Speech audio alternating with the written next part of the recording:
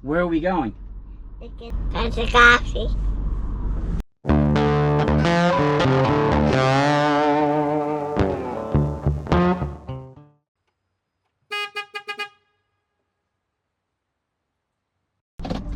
Hey, it's Jason. It's Saturday morning and we are off to the local Cars and Coffee in Hunt Valley, Maryland, also called Hunt Valley Horsepower.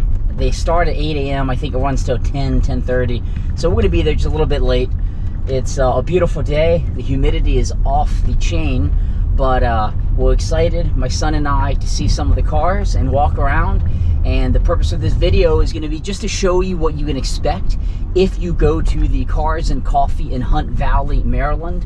I am told, and looking at pictures and having been to it, a few times in the past, it is massive, and you get an array of cars. I've seen photos of high-end Italian exotic cars to American muscle, all the way to some of the classic Land Rovers, and believe it or not, a tank. Yeah, a tank has went to it before.